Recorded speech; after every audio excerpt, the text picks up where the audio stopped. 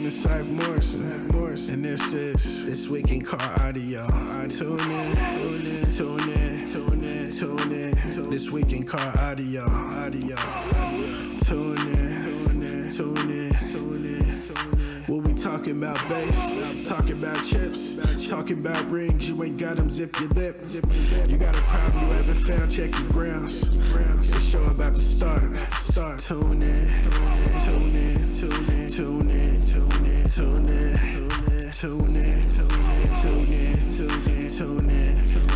This Week in Car Audio. Yeah. Tune in. This Week in Car Audio. Hello, and welcome to This Week in Car Audio with your host, The Judge, co-hosted with Lucky McGovern. Our co-host, our guest this week is going to be He's a guest. Darrell. That's right, he's a guest. He ain't co-hosting nothing. He's a guest. His name is Darrell Cawley. Yes, sir. Darrell Cawley, points champion, East Coast, and the only one in the world to have more points in multiple classes than Mr. Lucky McGovern. Smoked my ass, man. He took it. Yeah, he got me. Don't mind me, everybody. Once again, you guys know what I'm doing. I'm sharing the video to like a gazillion pages. So sorry for not paying attention to the screen. Doug's gonna kick it off right now. And then Yeah, so right now I can see, remember comment, like, remember hit the angry button. Once I saw that little thing about Facebook Live, they love the angry buttons, so hit that. Make sure you guys hit that. We got Brandy Korth, Tiffany Paris, Christian Jenner, let's see, Tristan Paris. We got Greg Cleary, Spencer, Rob, Michael and Beth Rowe. All these guys watching right now. So, hey, guys, what's up? Remember, hit a like, hit a comment in there. There you go. There's some of them angry faces. And hit an angry face. Yeah. There's some angry faces popping up there. All right. So we are going to get to this thing here. Stefan checked in. David McKay. What's up, Darrell? Anybody know who David McKay is? Just I do. checking. He's You a might base know him. racer. He's an all right base racer from the East Coast. Mel popped in, the guy from last week. Brad Van Volkenberg. Okay, guys, real quick before we get started here, remember, if you guys like these shows and you think they're worth your time to listen to, we appreciate it. We do offer these absolutely free, but we don't mind tips. The tips for the host, you can get us at Venmo, at SonicFX, all one word. Our Cash App is $SonicFX, all one word, SONICFX. So if you guys want to hit us with a tip, we always appreciate that. These things are not, it costs us a little money to run this thing. We spend a handful of hours putting it together every week for you. We're going to be starting the Basehead Diaries up, it looks like, pretty soon. We'll see how that all gets together. So if you guys are interested in that, check out that. Remember, like and subscribe to our the YouTube page, which is Sonic FX Doug, SONICFX DOUG. That's on my YouTube channel. Lucky's got a whole bunch of other stuff going on. He'll have to talk about that. And so let's start talking to Darrell. Darrell, how you doing? Pretty good. How about you? Oh, we're still alive. We're here kicking. Not all of us have the COVID truckers, whatever Lucky had. long haulers. Long haulers, that's it. Same thing. Truckers. Yeah, well, that's what truckers are, right? They're long haulers. I get it. So that's how I remembered what you said. Besides that, okay, so let's get right to it. How many points did you have? Ooh, I know it was a little over 500. God. I think it was. I want to say it was around between 509 and 520, and just about everything, but top dog. I want to say, and I fell just short to like 490 something in top dog. Guess what? It's a new season. So Hey, Lucky, do you remember how many points you had? No, and congratulations to you, man. My hat's off to you. I tried my little heart out, man, but I was just like, there's no way. He's way too far ahead of me. I mean, there could have been a way, if we could have threw some more shows or whatever. But I mean, it would have took a lot. Yep. You were by far ahead of me. Yeah. And like the thing that killed us is we actually lost a few months in 2020, which I think the whole country did. Yes. Yeah, right. But like it was he and cheated. Creamer says. I cheated. Yeah. He's the one that helped me cheat there.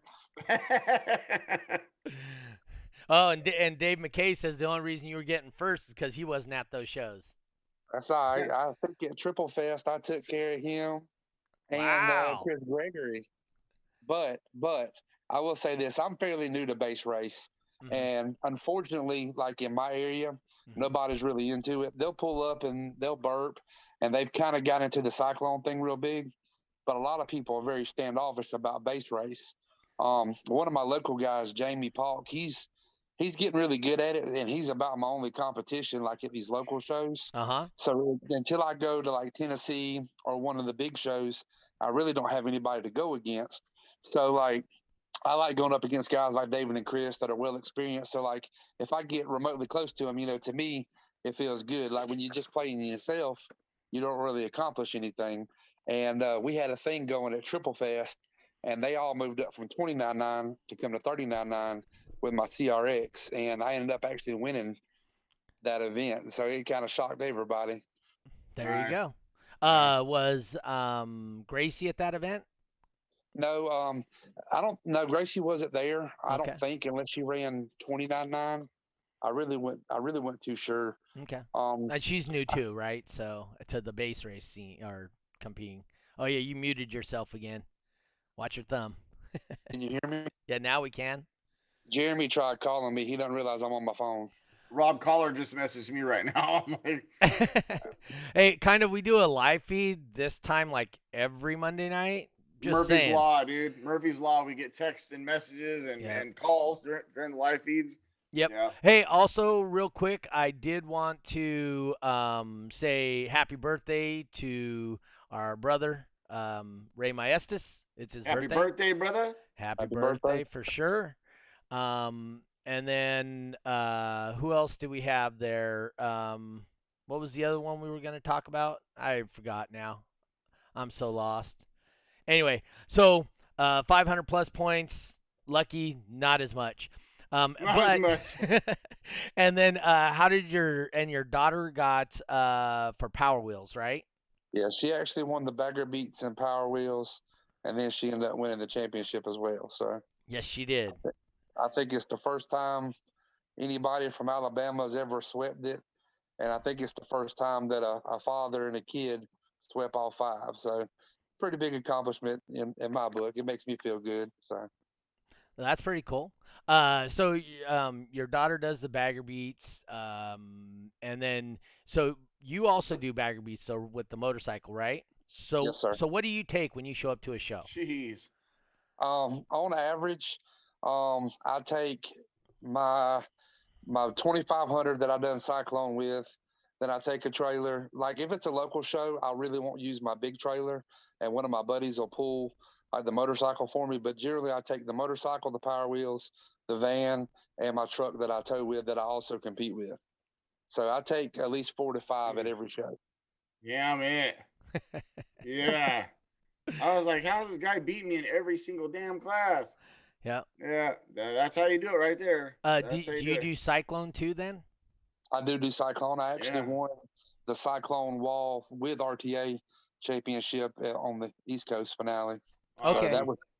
That's a good one to me because like I literally finished the truck at 4 a.m. before we pulled out a couple hours later to go up there. So we went completely untested.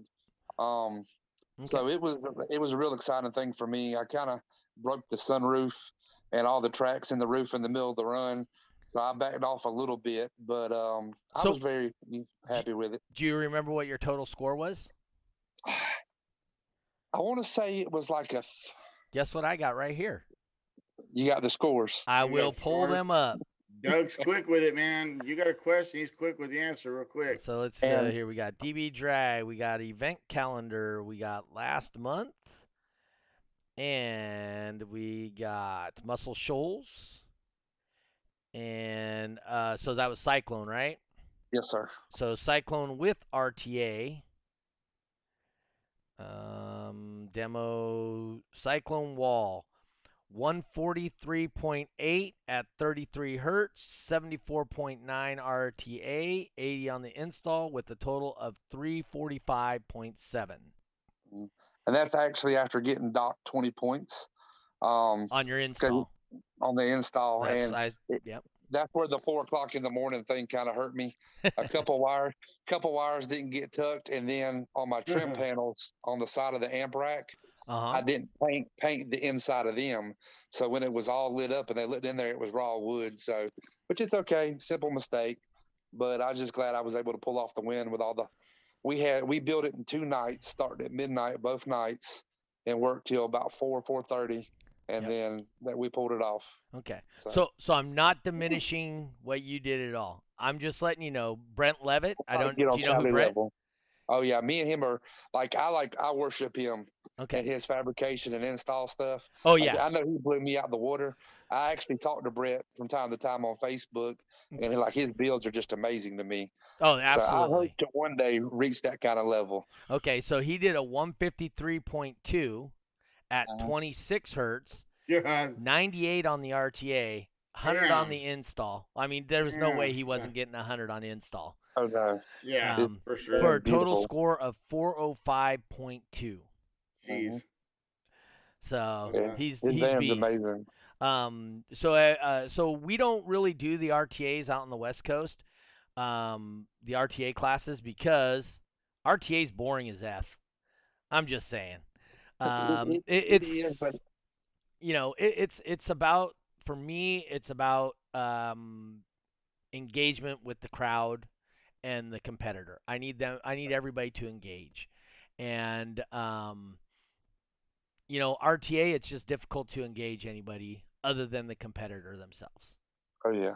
The main reason I stick with the RTA class is actually one of the guys on my team, Colby Comer, which he was at finals. He done the demo wall class, and he actually done the death match and won the death match. That's right.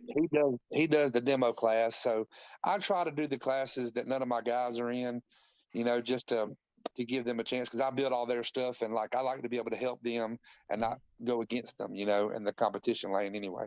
Okay. Yep. So now that Ray Maestas is now watching. Happy birthday. Yeah, happy birthday, brother. Happy birthday. Anyway, with that being said, now that you've seen the West Coast, East Coast, the two things, any thoughts about hitting both World Finals possibly? So, actually, I would love to. I've had a pretty iffy year this year, so a lot of stuff was last minute with me even getting ready to East Coast. If there would have been a couple more weeks between the two, I could have probably pulled it off. Mm-hmm. But getting my van together, I redone the power wheels and all that. Financially, it wasn't there for me to be able to hit both, right. And with my work scheduling. Yep. But I would definitely love to hit both, because I've always wanted to go out to Cali, because on the Cyclone side, y'all got it knocked off over there. Some of the builds over there are just amazing, the scores they put up. So I definitely would like to go, out that far. I've never been no further than Texas visiting, and Mississippi is the furthest I've been to compete. So okay.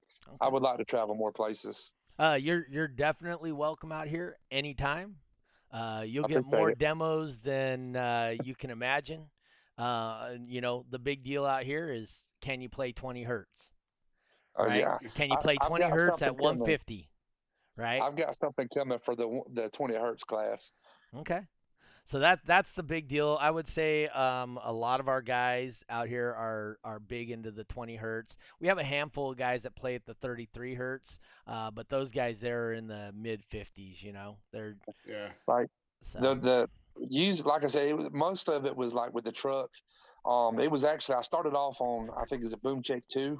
Yeah. And I was averaging 27 hertz, and then right towards the end, the score kicked up to 33. Yeah. And that kind of hurt me a little bit there.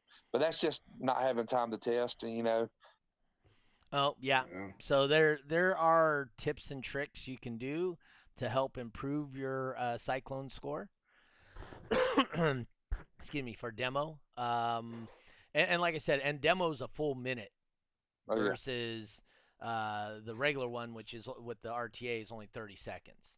Mhm. And there's a huge difference in playing your stuff for 1 minute versus playing your stuff for 30 seconds.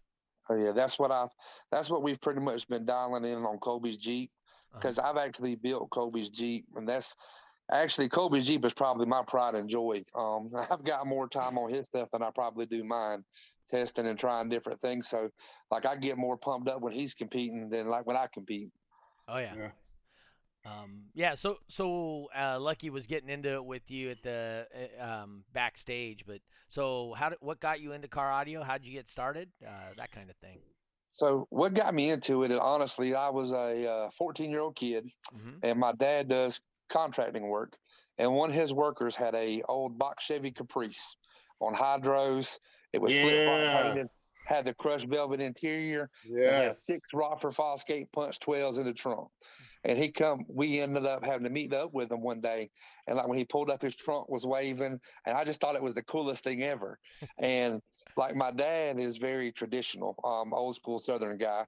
So he's not really into anything but like Shania Twain or Reba McEntire, and he likes everything factory. And If football. it come that way, it should stay that way in football. He loves Alabama football. That's right, Alabama, not just football, Alabama football. That's right. but it just got me intrigued in the car world, and like, you know, I do a lot of mainly like the hood type car shows with the big wheels and the donks and stuff like that. And that's like I'm kind of into everything, lifted trucks, lowered stuff, tuner stuff. But I got more into the Fast and the Furious phase like once I turned 16. Like my first car was a 79 Z28. He just had a couple 6x9s in it, nothing. That's And just a then poor man's Trans Am, if you didn't know. that's right. And then I ended up getting into a Grand Am, and a local stereo shop was running a special with a 2 kicker comp 15s, buy one get one for $125.99. Right. So when I was actually just started to working with my dad roofing at 17, I got my first paycheck, and I went over there and I got the sealed box prefab. They put it all in. I think I had a Lanzar OptiDrive, like 1,000 watt amp, and like I just thought I was the king of the world. And how dumb did your dad tell you were? He told me I was the stupidest person in the world he ever met. But he's like, one day, you know, you'll outgrow this stuff. And he always used to tell me, because like where we live, there's a big old curve that goes down the hill before you get to our property. And my dad always said, you better have that turned off before you come around the curve. I don't want to hear it. Yeah. And now if I pull up not playing music, they asking me what's wrong with me, you know. So me and my dad actually used to hit a lot of shows together, just me and him. So, which he had a custom Harley at the time. There was no audio on it, and I've had a couple Harleys as well with no audio. But he did when they had Nopi Nationals, which used to be real big in Atlanta, right, scraping the coast in Biloxi. Like he used to go with me to all of them. So he's always supported me. You know, once he got past it, he realized I was kind of committed and it wasn't a phase. You know, anything to keep me out of trouble, he went along with it. Yep. No, that's awesome. And now you're rekindling that, but now with you and your daughter, right? Yes, sir. Keeping it Yes, going. Sir. That's right. That's awesome. You know, really enjoyed seeing her at the shows, or at least at the ones that I did. You know, Slam and then World Finals. Oh yeah. So she you guys gets really into it. Oh, she did. Yeah. And She's already bugging me when the next one is. Yep. So we have a guy over here, a young man named Christopher. It's Flex Issues Chris, and him and his dad let me know that they're going to retire the Power Wheels on this side. Oh man.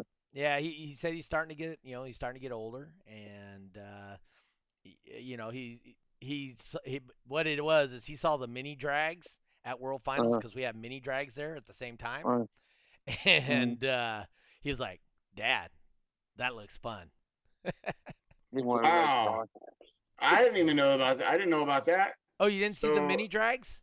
No, I saw him. I'm saying I didn't know that he was going to retire the Power Wheel. Yep. I did not know that. Right now, the current plan is he thinks he's done. You know, things could change by the time we get to next year, obviously. Right. You know, and he probably won't retire it for what's this weekend. I don't know if he takes it to Vegas or not. Oh yeah, I you know what, dude? I get the name of it so fucked up. It was CES, but now they're with SEMA. Yes, It's got its SEMA. own name, the Taco Fest or something. And I'm so sorry. The name it slips every time. So, Yep. but yeah, CES is only what it was. Now they're piggybacking with SEMA. Yep. So there's SEMA, and then I know he's gonna do it for the Memorial Show coming up in Bakersfield. He'll definitely probably have it there, and then maybe the Toys for Tots out in Fresno on December 5th, whatever weekend that is. Okay. So, but other than that, yeah, I believe he is going to he's gonna retire that thing, and it's just gonna be done. Well, hopefully some more kids will get involved because, like, you know, down here, like in our local show, she's pretty much the only one. Yep. There's a guy from Eufaula. His son has a pretty cool little Jeep he drives around, and it's got more mainly PA stuff on it, and he don't really compete. But, you know, as far as competition stuff, we got to meet up with, like, Greg Kelly. We always meet up at the bigger shows like in Tennessee and Georgia and stuff like that with his two daughters, Addison and Evelyn. Mm-hmm. And so, like, I enjoy it, and, like, she gets into it a lot, and she be pumping me up to go to car shows, and she's already messaged me, "Hey, Daddy, when we get my ring?" She every time I talk to her, you got my ring yet? You got my ring yet? And when she got it sized, she was getting it sized for her finger now, and I was like, "Baby, you don't want to get it any bigger, you know." So when you get older, she goes, "Well, aren't we gonna keep winning them?" And I was like, "All right, Awesome. yes, ma'am." Awesome. Yeah, she should have got it sized for her thumb, and then she can move it on fingers as she gets older. Yeah. What I wanted to do was put it on a necklace, but she was bent on getting it put on her finger now. So there you awesome. go. I guess we'll have to keep winning then. No, that's awesome. But That's hopefully the Power Wheels class will stay alive because, like, I really enjoy it, and like around here, like, the kids love it when we put it on display and turn it on. The parents will be rocking out with it as well. So I got a lot of time and pride enjoying that thing. Yeah. So you were at Slam, so you obviously see. I try to make a big deal out of the Power Wheels, right? Well, actually, you weren't at Slam. You weren't at Slam. It was just Addie and Addison, huh? It was the two sisters. So if you get a chance, you should look at my videos from World Finals and whatnot and see, because, like, when the kids come to my show, we stop the whole show and we make the kids the show. We interview them and, hey, this is him, this is how, you know, blah, blah, and I really try to get the kids involved, right? Like I said, the big deal for me in putting on these events is I want them to be family friendly, I want them to be fun as hell, and I want them to be quick. So, you know, those are the premises is what I start the shows and I try to run the shows as. And when the kids come up, dude, we will stop everything. We'll make everybody stop demoing. It don't matter. Make it all about them. All about the kids. Yep. We tried that, but a lot of the, you know, we battle the stunt wall crowd real bad down this way. It's just a big thing, you know. I got a lot of respect for those guys. Yeah. But, like, you know, when you're doing the motorcycles and the Power Wheels, it's kind of hard, you know, to factor in. But Jeremy does a real good job making the kids feel special as well. Try to get everybody included. So, no, I hope it continues to grow because they're the future of the sport. Right. Absolutely. Yeah, and we always talk about a guy out here, Ricky Garcia. So he was coming to shows when he was your daughter's age, and he was just there with his dad, and his dad was competing, and now his dad just tags along with him to shows, and so him and his dad come to shows together, and Ricky's loud. Ricky, what he did, like a 63 or 64 or something like that? He's like 63ish for sure. Yeah, in a no-wall van. So, no wall, yep. Yeah. That's awesome.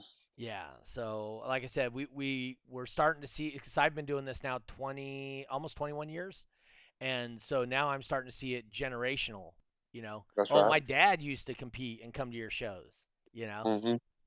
So that's always cool when we start seeing that, you know. That's right. Yeah. Hopefully it'll keep growing. I plan on doing it till I can't walk anymore, so. And hopefully the kids will keep it alive while I ride around with my wheelchair watching them. So, hey, put some beat on that thing. That's right. Put some spinners on it and some beat. Yep. Good. If anybody has any questions for Darrell, hit us up. Post them in the chat. Let's hear them, and we will regurgitate them to him. Let's see here. Colby Comer said it ain't Dan Horner loud though. That's right. Jeremy Kramer, that's not too far away. Yeah, I've been scrolling up and down through the comments. And let's see here. I'll let you guys go ahead and I'll try to. Oh yeah, and then Chris Gregory says power scooter for the win. That's right. That's some good stuff right there. Anyway, so for a living. Running? Oh yeah, what are you running? What are you running? You got in their car. What's your system? What you got? Well, your multiple systems. Your vehicles and your systems that you have in them. Yes, please. All right, in my black truck, which is the 2500 that I won the Cyclone Championship with, I'm running Taramps, Resilient, and Incriminator in it. I've got two different setups for the truck that I swap in and out. The setup that was in it for finals was two IA Judge 18s on a Taramp Space 15K. It has all Resilient Vocal Neo 8s in the doors. They're powered by Taramps.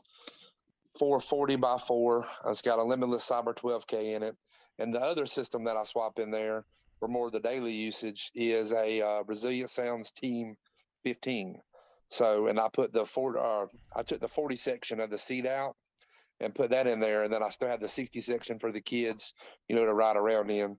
Mm-hmm. But, and then it's got a limitless Cyber 12K and McMahon all that jazz. The van is currently 4 Judge 18s powered by two 40.1s. And I got one of the Def Bonts 300 amp hour lithium banks in it.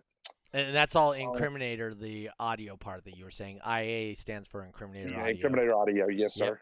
Yep. Mm-hmm. The van, like I said, the van's all Incriminator. I actually bought the van from Nick. I used to have 4 Resilient Sounds Platinum 18s in it last year. And then I ended up buying a CRX. I don't know if you ever saw the CRX that I had, but when I bought the CRX, I actually got it from Chris Gregory. I wanted one. He put it up at the right time, right after I sold all my stuff. So I went and bought it and ran it for a while, and the van just kind of sat there. And believe it or not, before finals, the van went running until about 3 weeks before finals. Some rats got in there and messed with the wiring while it was sitting. And so the van didn't even get turned on until about 7 days before we left for finals. So we loaded everything, got everything done, went in, no testing. So every run we made at finals, it actually got louder, but there's still a lot of testing to do. That was your test runs, huh? World finals? That's right. Hey, I knew taking the van, as long as it showed up, it was a win to me. So, battling like we did, because I ended up selling the CRX about 5-6 months ago, right after my divorce kind of started. So I ran it for a while, and it was pretty loud. It was really good bass racing, 39.9, and it was Taramps and Incriminator audio set up in it. Now my motorcycle, it's got 24 speakers total on it. Jeez. And it's got 3 amplifiers and 2 batteries. We actually built the motorcycle. I got the motorcycle from free because it didn't run. And everybody's like, you like tinkering with stuff so you can get in. It's an old girl. It's a 1993. So they literally make nothing for it. Well, there's a guy down in Dothan named Larry Adams, which me and him are buddies, but it's kind of like, how you got the rivalry thing going on. Right. And he told me, he's like, you can make a car loud, but I bet you can't make a bike loud. So I kind of got fired up, and I started buying random stuff like bags off of Facebook Marketplace. I bought a whole bunch of parts that wasn't even for the bike. And we ended up fabbing them all up. We took 3 months where I didn't touch no customer cars, nothing. And we tore my bike down to the frame and put it back together. So the bike's speakers are a mix between Resilient Sounds and DS18. The only thing DS18 is what Resilient doesn't offer. But it's got 4 DS18 5 1/4 in the front fairing. It has a 800x4 Taramps amp stuffed in the front fairing. The lowers around the engine guard, I fiberglassed them. Those are Resilient Sounds Neo 8s. And then in the back, each saddlebag has 5 speakers per saddlebag. The saddlebags have got 3 Resilient Sound 6.5s per lid, and 2 Resilient Sound 6x9s for the mid bass inside the bags. And then I've got 8 3-inch tweeters that are DS18. The saddlebags are run off of one 800x4, and the whole front stage is run off the front 800x4. And then all 8 tweeters are run off of 400x4 Taramps. And then I have a Rockford Fosgate DSR1 Sound Pro DSP in there. And then it's got a JVC head unit, and I've just got 2 AGM batteries in it.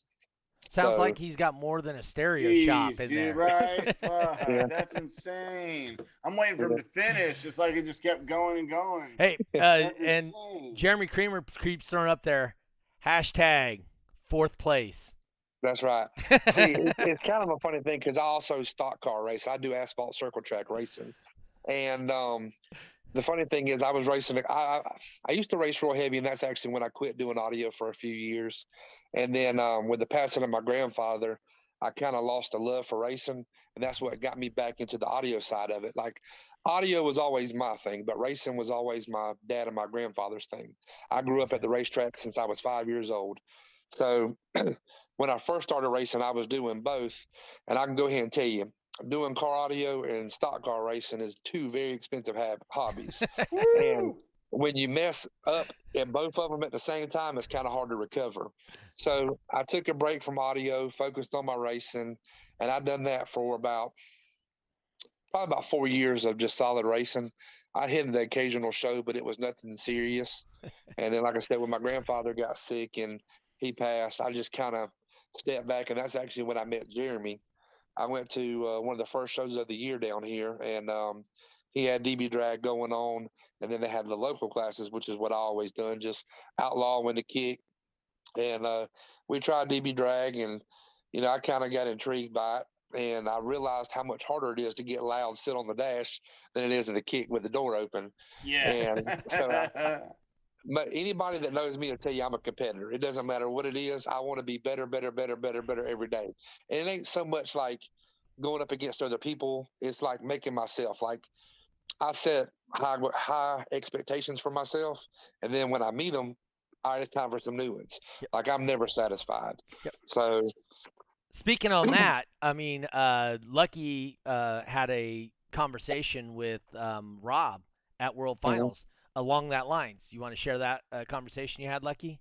I believe it was with Rob, if that's what you're talking about as far as like the ring goes. The number, yeah. Right. And I believe it was Rob. I talked to a couple people that day, and I think it was Rob who told me that it wasn't even about winning the ring. It was he was just trying to hit his number. It was the main focus. And I hope I got that right. I hope it was Rob, but it could have been somebody else. But yeah, so, and that blew me away. I was just like, man, that's just crazy. Just it was just all about getting that number, to beat his goal, so yeah. And that was me, like, believe it or not, until July of 2019, I never broke a 150. And until when? Sorry? Until when? July of 2019. Okay. When I got back into, like, I used to have a HHR, little Chevy, like PT Cruiser looking deal. And I bet I had 15 different systems in it. And the loudest I ever got was a 149.9. And I done the stupid, like, all knobs to the right, like extra volume clipping, all that. And I could never get to 50. So, and once I sold the HHR, I kind of went to, had a Mustang for a little while, put like American Bass XFL 12 in it. Those never are tough really to get loud. Yeah, never really competed with it. I think it did like a 141 with 112, but like it was just more for my daily listening. And then I decided that I wanted to build another trunk car. So I had a 2017 Altima, and that's what I actually had when I met Jeremy. And at first, for kicks and giggles, I threw 8 Planet Audio 10s in, just bored. I used to be a big budget guy. Like, I just like trying all the cheap stuff, because if you blow it, you can just throw it away, Yep. And I ran that for a couple of months. I think the loudest I got it was like a 143 out the trunk on 3K. So I ended up swapping to a Resilient Sounds Platinum 18 on a Wolfram 3K. Ran it for a while, and that's actually what I was running when I met Jeremy. And then it quickly became, and Jeremy can vouch for this, and it used to like tickle him to death, because like I'm gonna change it tomorrow. And he's like, no, you ain't. And he'll literally attest to it today. Like if we had a show on Saturday, Sunday, my stuff was ripped apart. Yeah. And I literally went from 118 to 215s to two bigger 15s. I went from a 5K to an 8K to a 12K. And then there was a guy that's a little local rivalry guy. He ended up walling his Jeep. And he was like, I'm the loudest soft top Jeep in the world. He just kind of talked smack because at the time, he had the biggest setup of everybody, with the local shows. Uh-huh. So I looked at Jeremy one day and I was like, I'm about to wall the Ultima. He's like, no, you're not. So I took this is a 19. So I took a 2017 Ultima, yanked the back seat out of it, had 17,000 miles on it. And I walled that joker with two 15s on a Tramps MD 12K. And I pulled up the first show and I beat the Jeep score. And once I beat his score, he never come back to a show again. And then it came to, all right, now I got to get a 50. And see, like when I left audio, AGM was the big craze. Lithium wasn't hitting yet, stuff like that. Well, it was too expensive at that time. When I come back, I had 6 AGM Group 31s in the trunk of this Ultima, on top of it being walled, And like I got really into you really couldn't demo because it didn't have the electrical system to keep up with everything. Mm-hmm. So then I swapped from 215s to 315s, and then I ended up making the switch to lithium, and I was hooked. And that was the first time I broke a 50. It was at the Shut It Down Boys show right outside of Atlanta, and Jeremy was actually there for that. I broke a 50 on 5K. Mm-hmm. So that was a big achievement. Then it was like, all right, now I got to get a 55, and which I try to compete at like every org that's at the shows. The only one I really haven't gotten into too bad is Mecca, because the lines are always like 20 miles long. So I've only done Mecca twice, but IASCA, DB Drag, NSPL, Base Wars, I do it all, just to try to support everybody, Mm-hmm. And we were at the Sundown show in Tennessee, and at the time I was swapped to, 2019, I went to finals, and I put 4 15s in then, and actually kind of messed some stuff up. I wired too low, fried my amp at finals, kind of embarrassing. But it was a learning experience. I know a little bit about that. Yeah, I actually placed in the 3X, but I didn't, place in the finals portion, which it was okay. I went expecting to lose. I just wanted to go for the experience. But after that, because I went from I'll never own a burp car, and then after that, I realized if I wanted to win, I got to have some burp vehicles. So I kind of went crazy, and everybody laughs, what you bringing to a show? Because I've got 9 different vehicles I can bring at any time. So, which I've sold a few of those off, and then I've kindly started acquiring them back.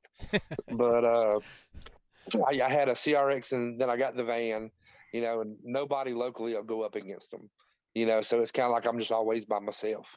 Mm-hmm. So I like going and traveling to the bigger shows, and that's how I racked up all the points. Jeremy can vouch for it. I think it was 3 or 4 months solid that we were at a show every weekend. Florida, Georgia, all over Alabama. I just love getting out and meeting people, mm-hmm. And actually getting into it, and it got me hooked. So this was actually my second finals attending, and walked away with 2 championships myself, and then the little girl got hers. So it was a big step for me. That's awesome, dude. That's awesome. Yep. Creamer wants to know, when is he never not there? Every one of your stories, Creamer can vouch for me. That's right. Creamer's always, as he says, he's like a ninja, so he's always around. Yep. But no, he's Jeremy. I owe a lot to Jeremy. He's taught me a lot, gave me some advice, and he gives me a really hard time. He's my biggest motivator. If he'll tell, oh, you ain't gonna do it, you ain't gonna do it, you can't do it. But that's where the Mr. Fourth Place thing comes in. We bounced around a lot. Every time he come and watches me race, I finish 4th place. If he's not there, I can finish top 3. And he shows up, it's 4th place, or I'm getting wrecked. Automatic. No lie. So he just kind of quit coming to the racetrack. But my nickname to him is Mr. Fourth Place. All right. Not the Black Cloud. That's right. Oh shit. No, Jeremy's a good dude. He's flown me out to do a couple of his shows, Spring Break Nationals a couple times. Weber had me come and do Slam. So, like I said, I try to get back east a couple times, at least once a year to kind of see everybody's vehicles prior to World Finals. Obviously, I was back there for World Finals this year, which was really cool. It's great to see other vehicles than what I see all the time. Let's see what is going to be offered at the December 5th Fresno show. It should be everything. It'll be a Toys for Tots, so it means no trophies. Just so you know, Justin, it should be no trophies, but it should offer all classes, all different, whatever you want to do, it should be offered there.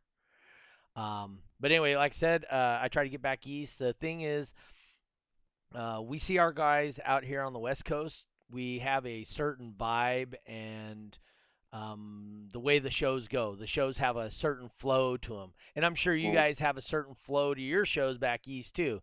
And it's different. Not one's not better than the other, one's not worse than the other. It's just different. So it's good to go out there and see the difference in how the shows are ran. Oh yeah.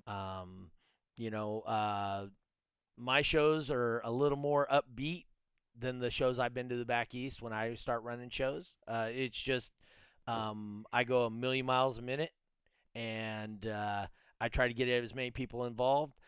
We had some people that had I think I was distracting Gracie a little bit. I was distracting Jimbo a little bit.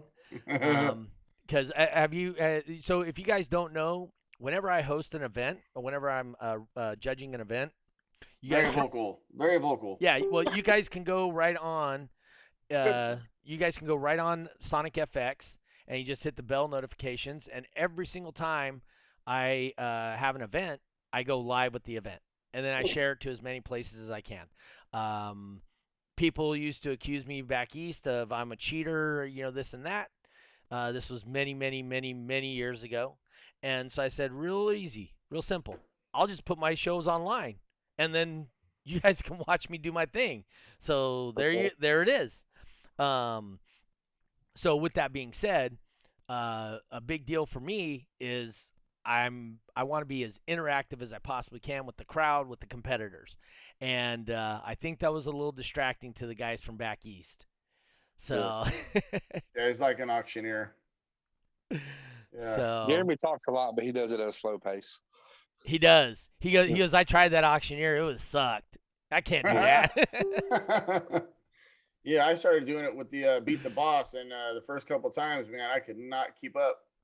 Yeah. But yeah, I was intimidated. I was like, man, I gotta fill some big shoes here trying to pull this shit off, but I did it. Yep. The other thing too is we have a thing over here called Beat the Boss.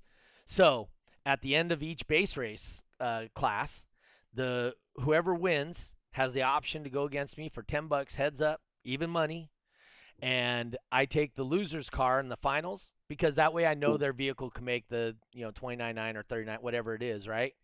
So obviously they can make it if they made it that far, and so I borrow their vehicle.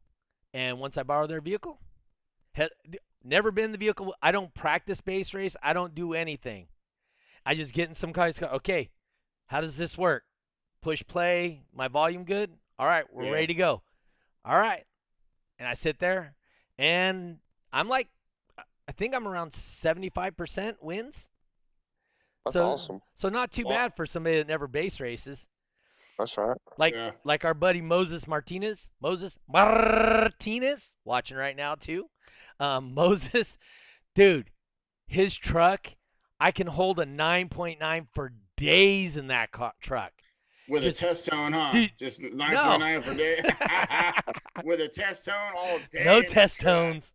And dude, I hold that for days in that truck. So I know he can make that truck work hella good. Jeremy Creamer says he might try that Beat the Boss thing. He needs to knock the dust off. Yeah. Run more in his mouth. Run more than his mouth, huh? Yeah, that's just fun. No, and it adds another interesting flair to the shows. I'm not telling everybody the whole time, hey, you should be doing this. Dude, here it is. You should be doing it. Here it is. Now, the one time that screwed me up big was I got in this guy. I don't even remember whose car it was. I got in there, and I start playing with the knob, and I'm turning it. Which way do you turn your knob to get louder? Right. Not his. His was to the left? His is to the left. How's So that? What? yeah, I have no idea. So check this out. So I'm on there. I'm base racing, and I'm watching my numbers going. It's starting to go up. So I go to turn it down. Well, I wasn't turning it down. I busted out like that. I was like, Oh, wow. oh, That's crazy. I dude. wonder. I mean, I've never even heard of a knob like that. That's crazy. I wonder what brand that is. Or, wow, that's a trip. What Yeah, a trip. Jenner thinks it was Manny's knob that was backwards. Lord of Base Manny, Yeah, I 29 know world exactly what you're talking champion about. guy, West Coast champion. That's So, crazy. yep. That would mess me up pretty bad. Jeremy said, "You got a backwards knob." I don't think he was talking about your base knob on that one. Yeah. Jeremy Josh, would know. Jeremy would know. I bet he would. Who's the big spoon? That's all the question is. We'll let y'all imagine that one. Josh T2 stepping in, saying what's up.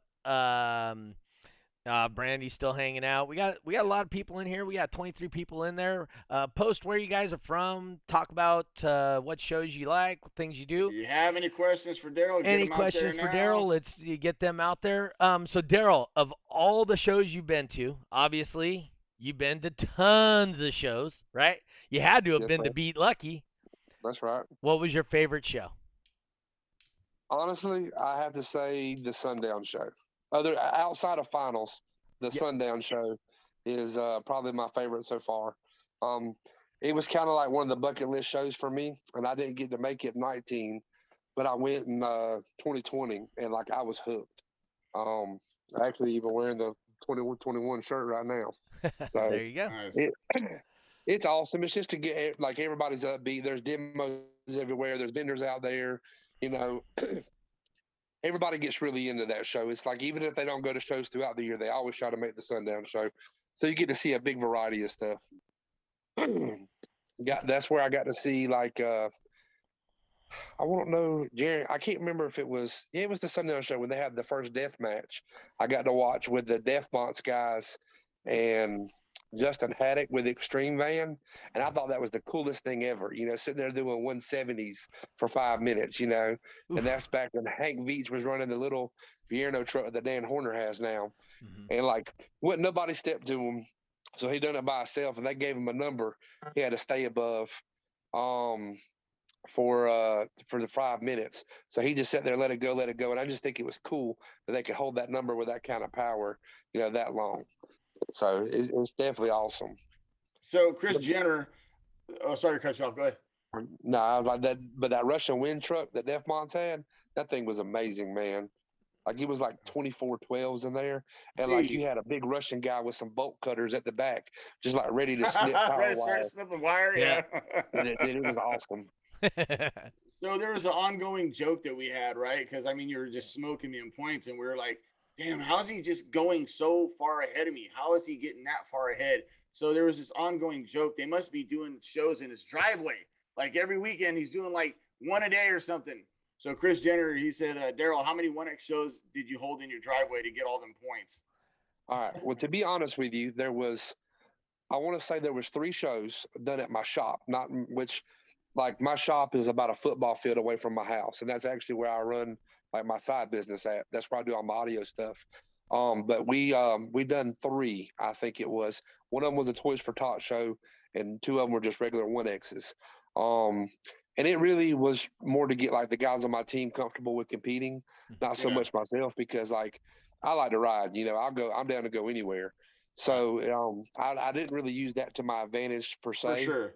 You know, but now I'm linked in with a promoter, and so is Jeremy down here. He does, on average, he does about a show a month. And generally when he does them, like all the competitors want him to be a 3X. So that definitely helped. You know, most of them were within a 2 to 3 hour range, you know, from my house. Some of them's 45 minutes away, you know, so that definitely helped me a lot. But like I said, I hit Sundown Show both years. I've been to Georgia a bunch. I went down to Jacksonville, Florida. I've been to Tennessee a whole bunch, you know, so I like to get out and travel just as much as I like to stay at home. So, you know, it really don't bother me to ride. I'll go to wherever the shows are, you know, if it works out my work schedule and the finance side of it. Right. Absolutely. No. Yeah. Lucky just found out anybody can host a 1X. So he'll be doing So he's gonna start having them every weekend, huh? Yeah, he's gonna start having them at the Kmart parking lot around the street corner from his house. I'm gonna be doing 3 a day every weekend. And believe it or not, like, a lot of people are like, man, I'm surprised you ain't got a meter to do 1X. It's like, I don't own a meter at all. Okay. And that's where a lot of people think like I test a lot. And Jeremy can vouch for this. Like back in 2019, get ready for finals. Like Jeremy would let me come test every so often, get prepared. But the past 2 years, I really if I'm at a show, that's when I test. Base race, crazy. I don't base race at home. I don't test my cars at home. Everything I do is in front of the people. So if it does good, it does good in front of them. If it falls on its face, it does it in front of everybody. So, but I've been wanting to get a meter just for like doing my installs, like for customers and stuff like that. But most of what I do, they don't really care about a number. It's more prettiness and simple truck builds. Like I've done a few walls, and the ones I've done have turned out nice. They mid-50s, stuff like that. But not many of them are into competing per se. It's just going to the parking lot, drinking a little bit, turning it up. You got to get them into competing. Once they start doing it and they understand the competition part of it, it changes how the shows are for you. Obviously, you know that, right? Oh, yeah. And it's something they need to kind of learn is the more you compete, and I mean like base race, dude. Base race is a low dollar in, possibly. Top dog. Most definitely. Like my buddy Jamie, the one I told you that I base race with here locally. He's got 4 Resilient Sound entry level 12s. On like a Tarantless base 5K, which I know to a lot of people that seems like a lot, but to us that's kind of like budget friendly stuff. And like he base races out the trunk of his Sentra, and like he can kill 129.9. Like the only thing that we got to get him trained to do is like get more comfortable doing it outside the vehicle. Yeah. But I can tell you, like me and him top dog one night, and that's how he got really good. I want to say it was the Toys for Tots show we did last year. We were top dog, and of course, like I won, but I told Jeremy, I was like, keep extending, I want these guys to learn so we can keep going. So 3 of us literally top dog. It felt like 3 hours. But Jamie just kept getting better and better and better and better. Yeah. And then next thing I know, he was whooping me, and now and when I say he's a natural base racer, he has literally done his car and he's jumped in 3 others. Never set him. He even used my black truck at a show. Can come out 29.9, no problem. Different music. He don't use the same song, nothing. And it's crazy, which I can do mine and I can catch on pretty quick, but it's just, I have to knock the rust off a little bit. It seems like he can get in and just do it naturally. It's crazy. Not that hard. Yeah. Frankie Smith at Surf City. So, I mean, he's really, really good. And so last year he got it right. And this year at Surf City, I won, but he was still right fucking there. And he said that he hasn't done base race or top dog, I'm sorry, since last Surf City. He hasn't even tested nothing. Yep. So, I mean, and he was still within a 10th. You know what I mean? So, yeah. Some people are naturals at it. With me, I really didn't start base racing. I want to think until like the middle of last year. Well, I guess no, I started right after finals because I wanted to learn because it really intrigued me. And then like seeing Chris and like David McKay and all them going at it all the shows, because it keeps you more involved than just pulling up to the and driving away. Yeah, right. So I got really intrigued to it, and like I think we're going to like get it to where we can satellite shows to each other, so I can start like practicing against them guys, online, because like we can absolutely do that. It's super easy to do. Oh yeah, because you can't take it away from them. Tennessee boys got base race on lock. I think they won 29.9, 39.9, and 49.9. I think. Oh, no, because 49 was it 59 was Jimbo. 59 was Jimbo. 49.9 was Chris because me and Chris went together. Because there was David. David got one, right? David got 39.9. Yeah, is he Tennessee? Yeah, he's Tennessee. I think he's North Carolina. No. David McKay? Yeah. Oh, yeah. He's North Carolina, obviously. And then I think one of their guys got 29.9 as well. I think they swept all of it at 59.9. Okay. So them guys eat, sleep, and breathe base race. There's no joke about it. So that's where, like, when me and Chris went against each other at Triple Fest, him and David and a couple of guys moved up to 39.9, which is the class I did with the CRX. And at the time, I had to go up against Kenneth Trauber in Pro Stock 5K with the CRX. And I done one of those things like when I competed with DB Drag, like I went and ran Iasca, then I went and ran Mecca, and I pulled over, and instead of charging the car, I decided I was going to go get some food because I'm kind of hefty and I was getting hungry. And so when I walked in to find out when I went to find out how the qualifying order was going to go, like I was first up. So like I didn't get to charge the car at all. So when I turned the car on, like I needed my voltage to pull the power I needed my voltage to be around 14.5.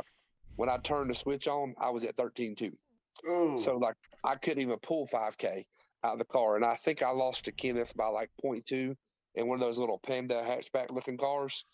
And like I really beat myself up on it because at the time, like I was undefeated with the CRX.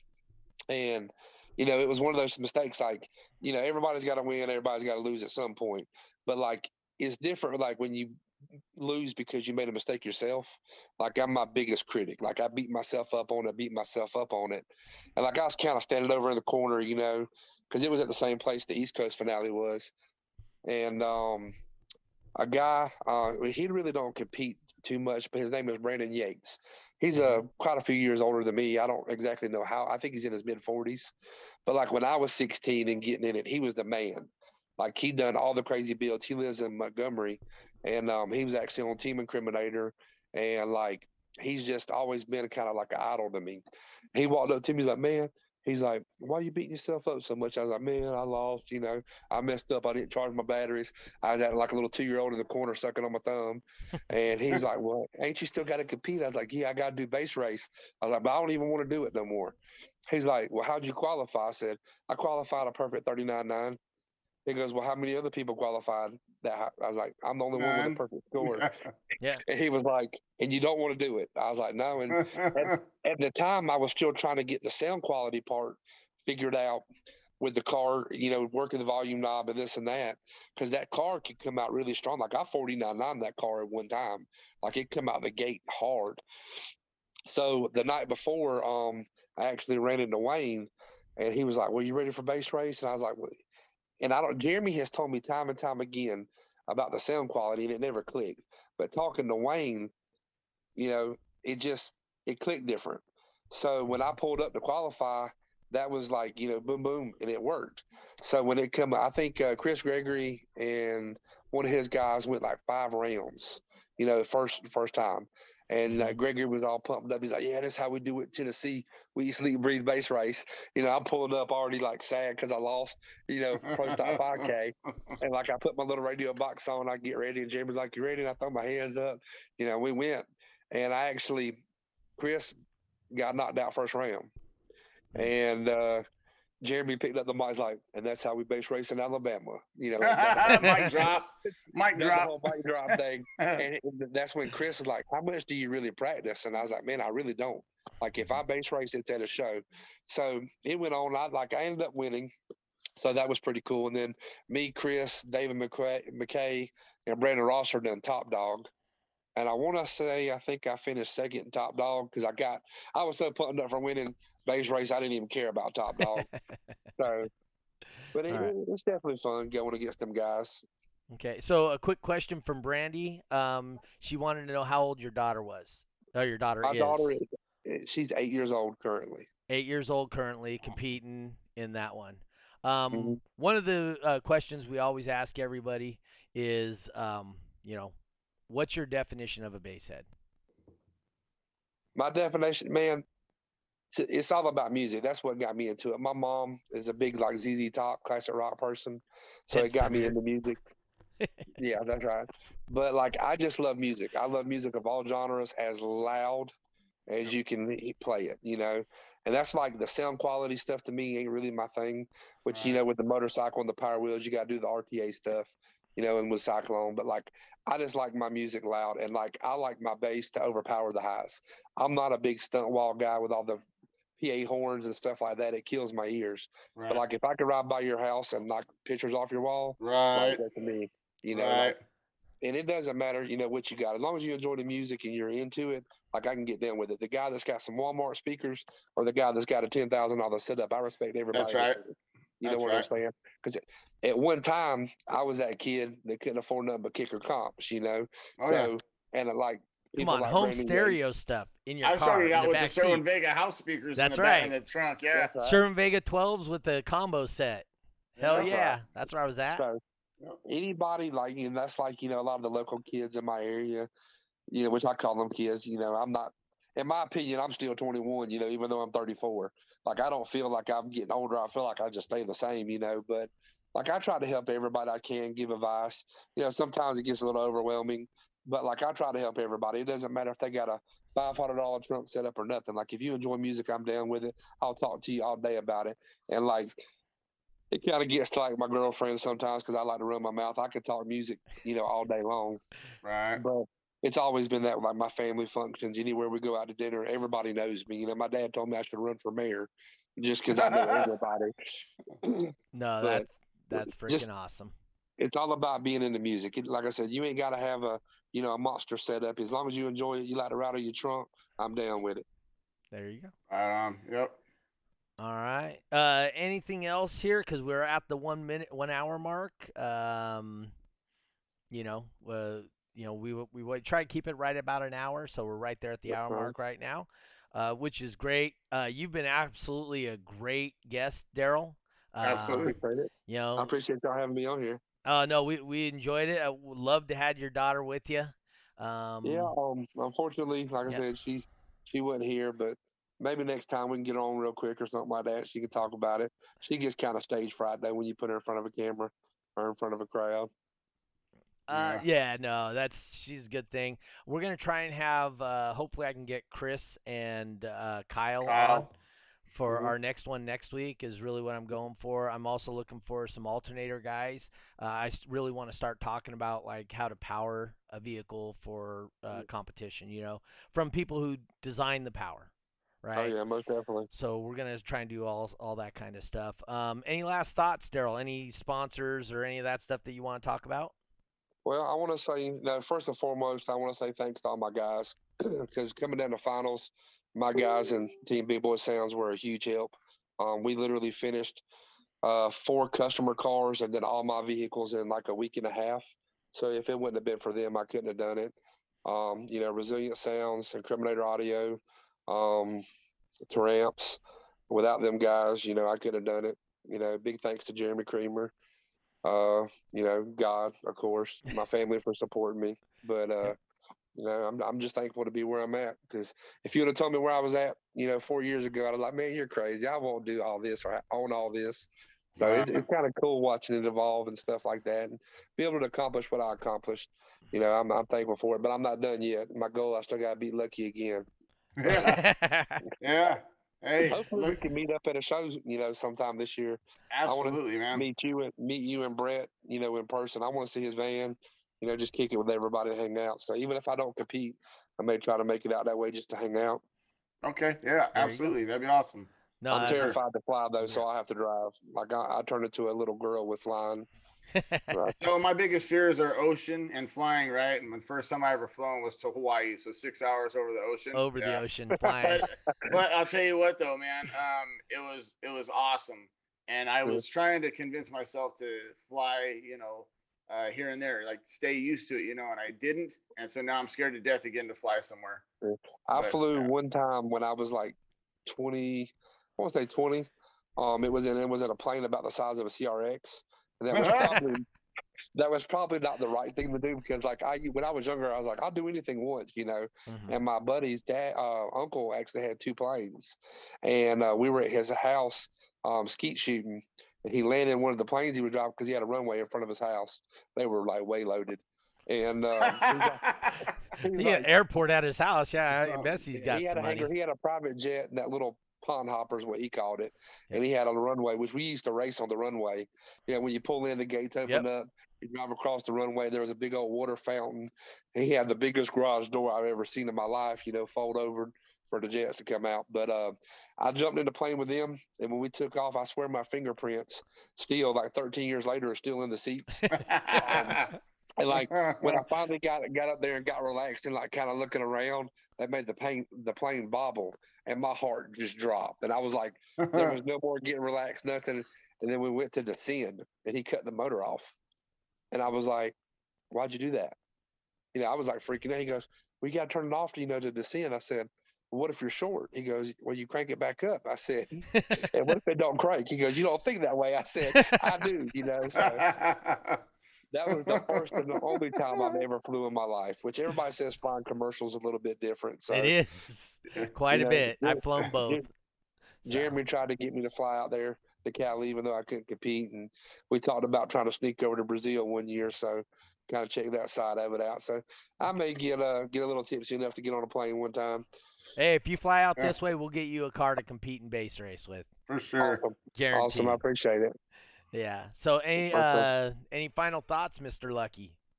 Nope. That is it. I think we're good. Where are we going to follow you? See what you got going on? Talk about all your stuff? Lots of Darrell lots. or me? Yeah, you can go to lotsofwatts.com, purchase some base head apparel, some merchandise. You go to my YouTube channel, Lucky McGovern. Hit the subscribe button and the bell notification to get alerted every time I upload a video.